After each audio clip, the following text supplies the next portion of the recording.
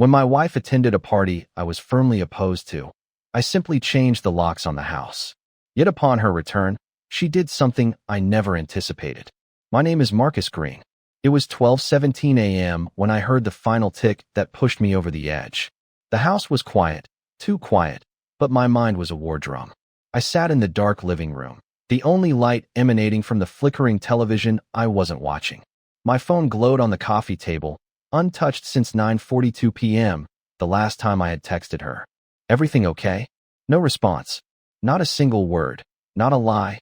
Not even the courtesy of one. She knew what tonight meant. Our anniversary. Technically 8 years. And she still chose to be out there at that party while I sat here like some abandoned dog in his own damn home. I stood up slowly, my heart pounding, no longer out of sadness, but from something colder, something sharper. Bitterness, perhaps, or betrayal fermenting into resolve. Alina always believed she could toe the line, flirt with danger, twist the truth just enough, then slide back into my life with that soft laugh and her perfume-drenched apologies. She had a way of making everything sound reasonable, as though I were the one overreacting. But not tonight. Not after how she left earlier. Heels clicking defiantly down the front steps, the car engine revving like a dare, and not a single backward glance. When I had asked where she was headed, she didn't even blink. It's just a party, Marcus. You wouldn't know anyone. She didn't mean it as an insult. That's what made it worse. It was pure dismissal, as if I were some background character in her little world of self-importance. I made my way to the front door and stared at it for a moment. My hands moved before I could talk myself out of it. Deadbolt undone. Chain removed. Then I reached into the drawer by the stairs, pulled out the spare key Alina kept hidden behind the potted fern, and slipped it into my pocket. I slipped the key into my pocket. And then I did it. I changed the locks. To hell with consequences. To hell with explanations. She had wanted independence. She had wanted to treat me like a fool in my own house. Fine. Let her feel the sting of not being welcome for once. As I drilled the final screw into place, I felt something I hadn't in months. Control. Not the toxic, loud kind. Just the quiet certainty that I wasn't going to be played anymore. That the rules she kept rewriting were finally off the table. The neighborhood was still asleep when I flicked off the porch light. The street looked as calm as ever, but I knew a storm was about to hit, and this time I wasn't going to flinch. I poured myself a glass of scotch and walked upstairs to the bedroom. I didn't even pull back the curtains. I just sat there in the dark, staring out at the driveway, waiting. 1:12 a.m., 1:46 a.m., 2:21 a.m. By 3:03, my eyelids were heavy, but I didn't move. I heard her engine before I saw the headlights. A little late night crawl up the street, turning into our driveway, as if nothing had changed. Then came the sound I'd been waiting for, the soft jingle of her keys. A pause, then the sharp rattle of metal against metal. Again, harder this time. I moved toward the window, and there she was, Alina, hair tousled from the night, phone in hand, mouth already curled into frustration. She looked up at the house, at the door, at the locked-out reality finally meeting her perfect little night. She banged once, then again. Marcus! I stood at the window, just out of view, watching, not speaking. Not this time. Because the thing is, when someone you love stops treating you like you matter, you have two options. Beg for scraps, or take your power back. And I'd made my choice. The banging started soft, almost embarrassed. Then it turned frantic. Marcus, open the damn door. It's freezing out here. I didn't move, didn't blink, just leaned against the frame of the upstairs window, watching the scene. It unfolded like a late-night drama for which I had never auditioned. She looked different in the porch light, less polished than when she had left. Her hair was a little matted from the wind. Her mascara was smudged just enough to betray the night she had endured. Her jacket was too thin for this hour, and the glitter on her dress, some tight, silver thing I had never seen before, caught the light like broken glass. She stumbled backward off the last step and pulled out her phone again. I watched her thumb fly across the screen, no doubt firing off some angry message that had struck my phone like a warning shot. I did not bother checking. Let her yell into the void. I had endured enough noise from her for one night. She circled the house once, tried the side gate, kicked a loose stone near the garage. I half expected her to throw something at a window, but no, Alina did not like mess. Not unless she could control it. Eventually, she returned to the porch and sat on the top step, arms wrapped around her knees. Her anger was simmering now, melting into something quieter, something closer to confusion. She looked up again. I ducked slightly, not because I was scared, but because I did not want her to see how calm I was, how much this moment was settling something inside me. I thought about going downstairs, saying something, anything. But what would that fix? This was not just about one night. This was about all the nights I had sat waiting, about every unanswered question, every flicker of suspicion that had been laughed off or glossed over with a kiss and a lie. This was about the last time I had asked her to come home earlier, and she had said, "You worry too much." The truth is, you do not realize how long someone has been leaving until the door finally will not open for them anymore. I sat down on the edge of the bed, my phone still buzzing somewhere beneath a pillow. My chest was tight, not with guilt, not even with rage, but with clarity. That strange kind of quiet you feel when the noise finally stops. You only feel it when the last string finally snaps. And instead of the crash you expected, there is just stillness. Downstairs, I heard her yelling again. Less forceful now, more desperate. "Marcus, come on. Seriously." A pause. "This is ridiculous." Another pause. A shaky laugh. "Okay, you've made your point, babe. Can we not do this right now?" That word, babe. The way she said it, as if it still held weight. I lay back on the bed, arms behind my head, eyes fixed on the ceiling.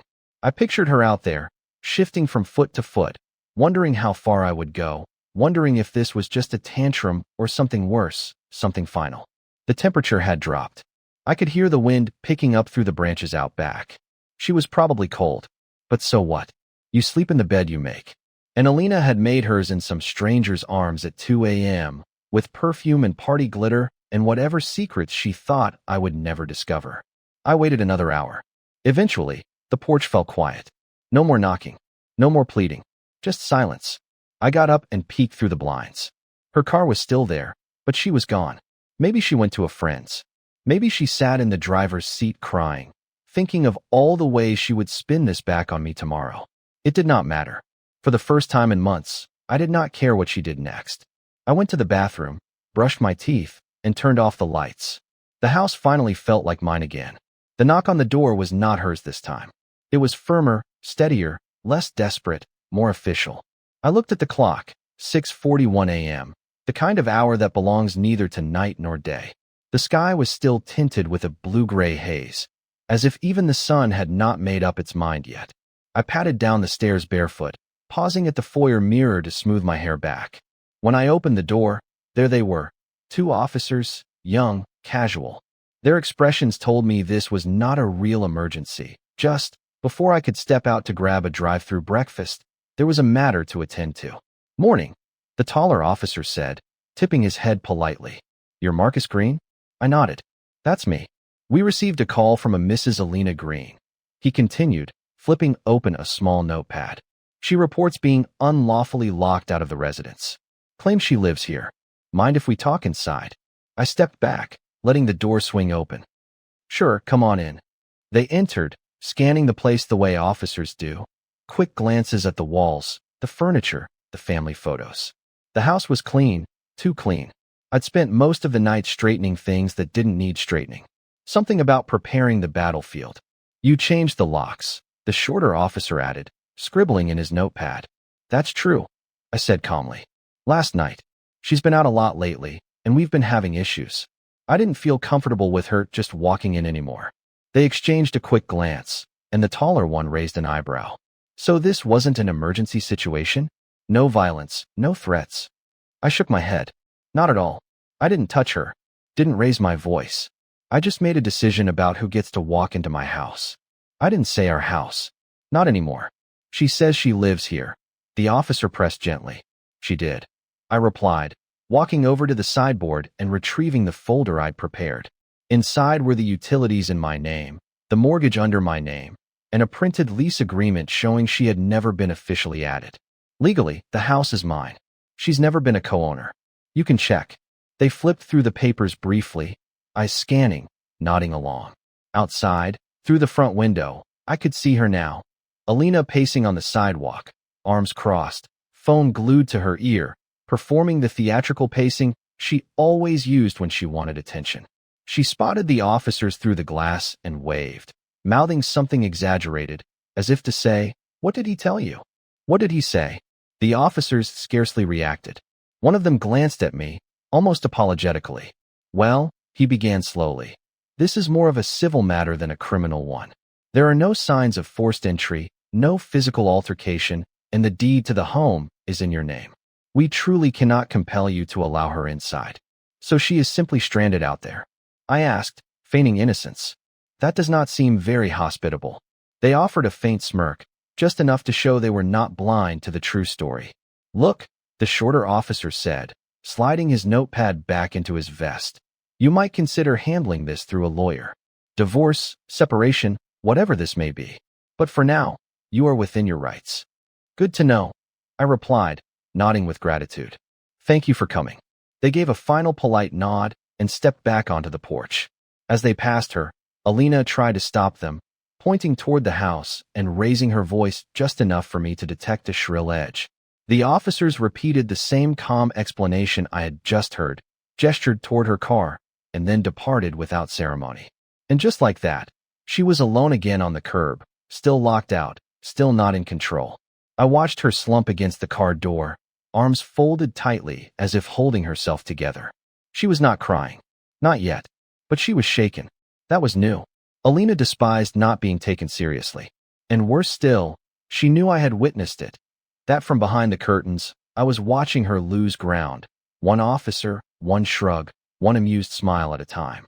She had made a scene, and it had not worked. I remained at the window a moment longer than necessary, sipping my coffee, allowing her to see me look directly at her before I turned away without a word. The papers landed on the kitchen table with a slap that echoed louder than it should have. She did not bother to sit down. She simply stood there in her blazer and heels, her hair freshly styled, with a look that declared, "I am done pretending. I filed this." "Morning," she stated flatly. I didn't say anything. She slid the folder toward me as if it were a peace offering or a challenge. With her, it was always difficult to tell. There were invariably layers. On top lay a pink sticky note bearing a hurried scribble. "We'll handle this like adults." Okay. I nearly laughed aloud.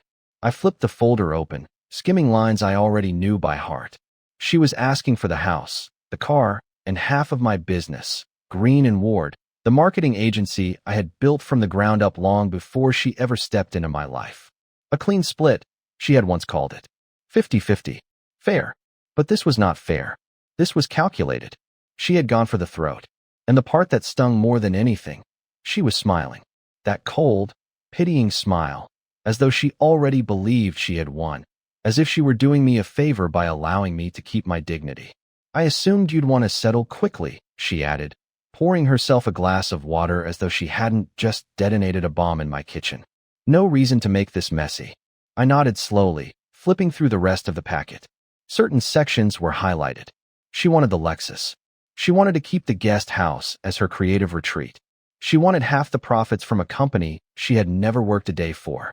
I looked up at her. "This all feels generous." She tilted her head. "Excuse me. I mean, you're leaving me with almost 35% of what I built. That's charitable." Her lips parted, ready to argue, but she caught herself. She took the bait, but did not bite. "Not yet. I'm being practical," she said. "This isn't personal, Marcus. You changed the locks. You made this adversarial." "Right." Because her 3 a.m. perfume parade was simply good manners. I closed the folder gently and leaned back in my chair. I did not raise my voice, did not argue. I just stared at her, really looked at her.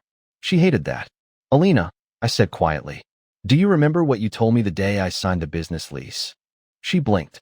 "What?" I smiled faintly. "Do not allow anyone to take advantage of you," she had said. "Not even those who claim to love you." She shifted slightly, just enough for the movement to be noticed. "Wise counsel," I continued. "I have taken it to heart." She crossed her arms, bracing herself. "Is that a threat?" "No," I replied, my voice even.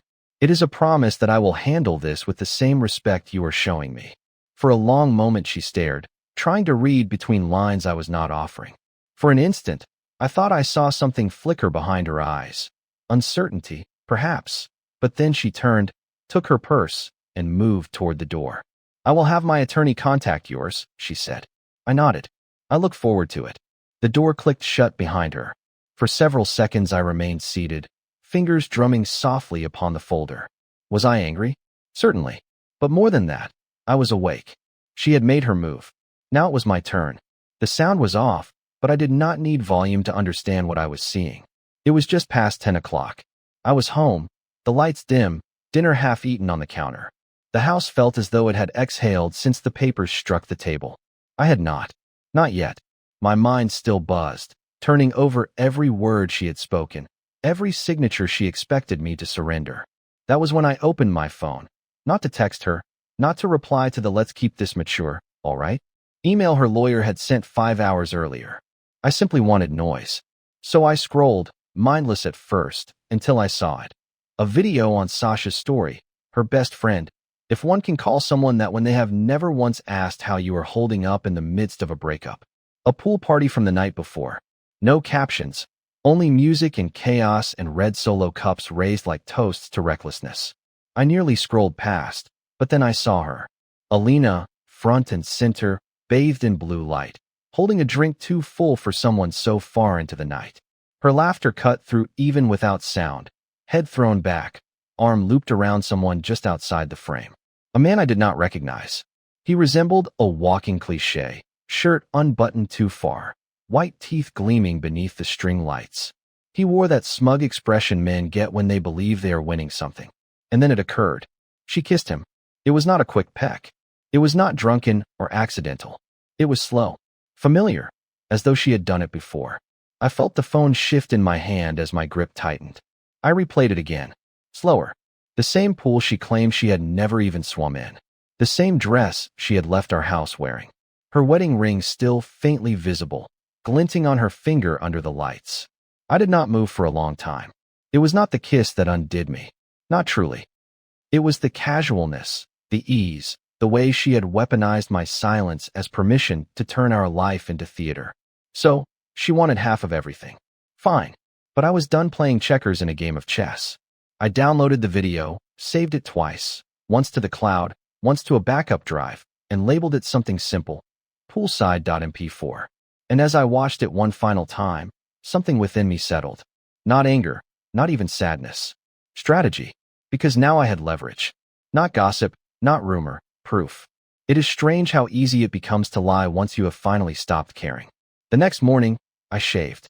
Clean, smooth, as I used to before our date nights. Back when effort still meant something. I put on a collared shirt. Not too dressy, just polished enough to convey, I am doing okay.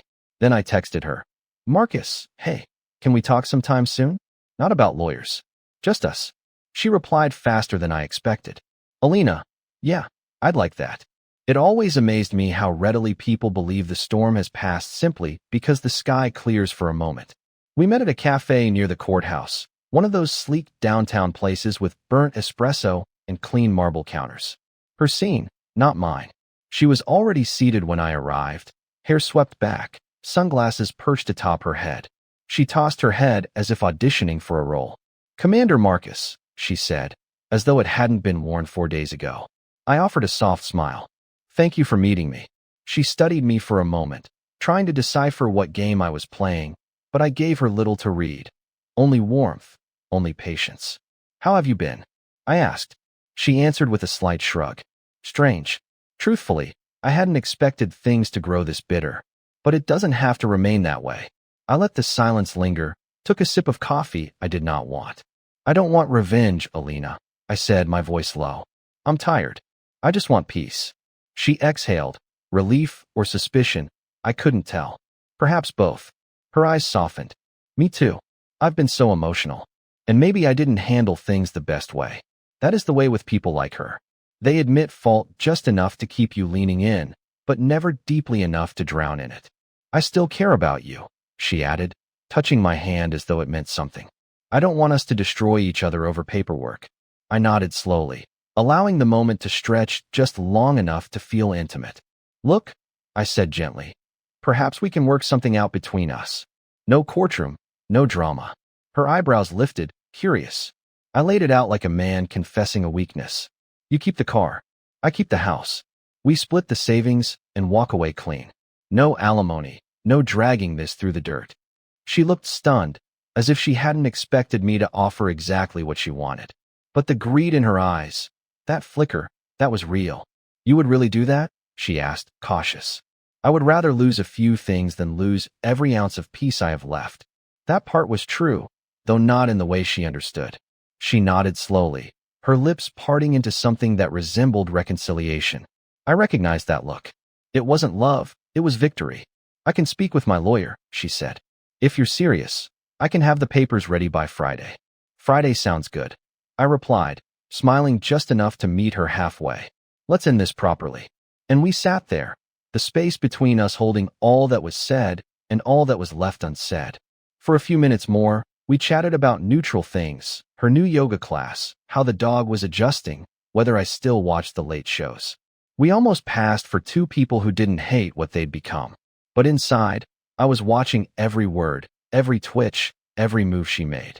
Because behind her soft voice and this truth she thought she'd negotiated, I knew one thing she didn't. I was 2 moves ahead. She handed me the envelope as though it were nothing. Here, Alina said, smiling. All signed, just like we agreed. She looked proud, smug, even like a child who had beaten the teacher at their own game. We were standing in the parking lot of that same cafe, the early morning haze still clinging to the air. She wore oversized sunglasses, latte in hand, as if this were just another errand to check off her list. I held the envelope delicately, thick paper, neatly tabbed. Her signature scrolled across every page. She'd even initialed the bottom corners like a good little negotiator. Inside, I didn't move, didn't breathe. I simply tucked it under my arm and gave her the easiest smile I'd mustered in weeks. Thanks, I said, soft and calm. She leaned against her car, sipping her drink. See, we're not like those other couples. We handled this with class. Class. That word hit me sideways. I thought about the pool, about the kiss, about her laughing with someone else while I was at home picking up the shards of our marriage. And now she wanted points for grace. I'll file my copy by Monday, I said. She nodded as though it were already over. I'm glad we didn't drag it through court. She had no idea. The truth was, she never even asked what I wanted, not really. She just assumed, as always, that as long as she framed the ending as civil, she'd be the one who came out clean. And the best part? She didn't even think to ask why I gave in so easily, why I didn't fight for more, why I suddenly seemed okay with letting her go. She thought she'd won.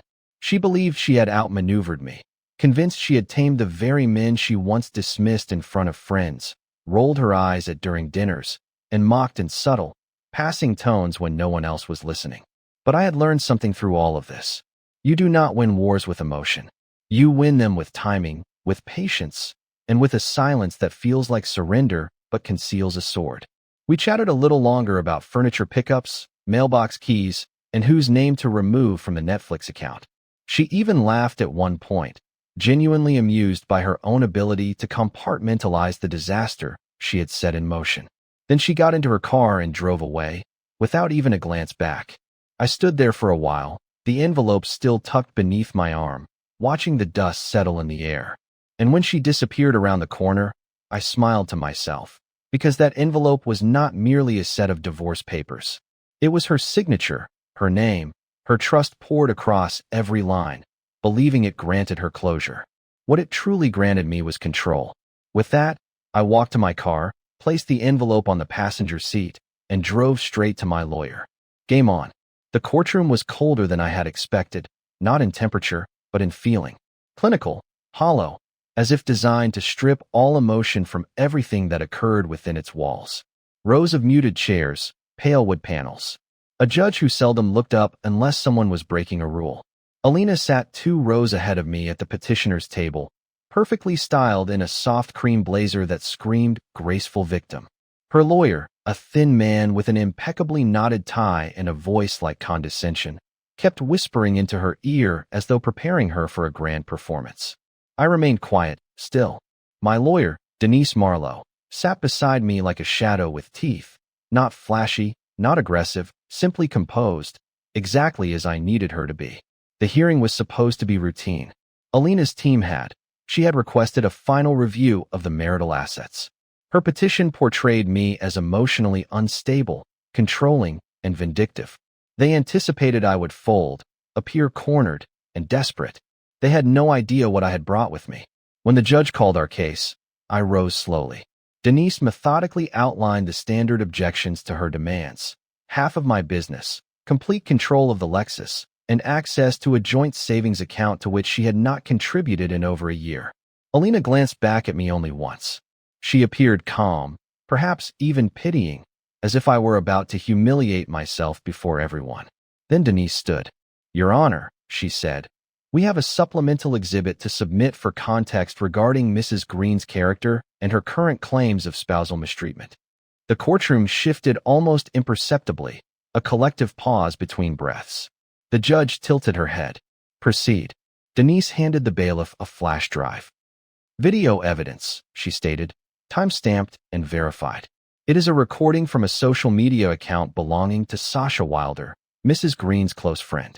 The footage clearly shows Mrs. Green engaged in an extramarital encounter during the marriage timeline, while simultaneously claiming Mr. Green had emotionally abandoned her." Alina stiffened. The judge raised an eyebrow. "Is this material relevant to asset division?" "Absolutely," Denise replied smoothly. "The video contradicts key assertions within the divorce petition, including the narrative that Mrs. Green was a devoted spouse who was wrongfully discarded. It also speaks to financial intent, as the encounter occurs during an event where she references targeting her husband's assets." Alina's lawyer objected, of course. He called the evidence irrelevant, inflammatory, and digitally manipulated. The judge asked to view the video herself. 2 minutes of grainy, glitter-lit footage followed. Poolside, Alina in that silver dress, her lips locked with a man who was decidedly not me, muttering something just audible beneath the party music. "He will never know. He is too passive to ever confront me." When the video concluded, the judge remained silent for a full 5 seconds. Then she looked at Alina, and for the first time, the room grew heavy with doubt, not directed at me, but toward her.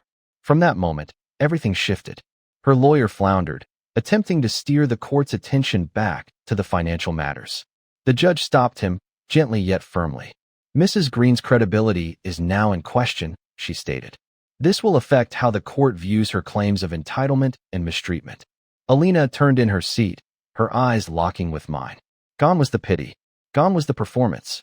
What I saw now was pure panic. She had not anticipated this. And that was precisely the point.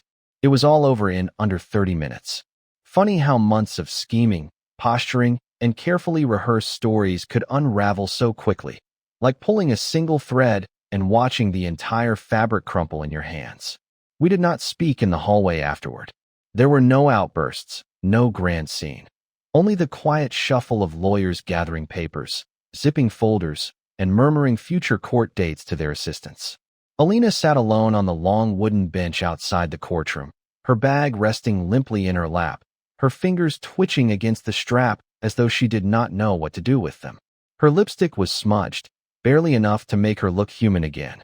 Shaken, Denise gave me a nod, squeezed my shoulder, and said she would follow up tomorrow with the official decree and the title adjustments.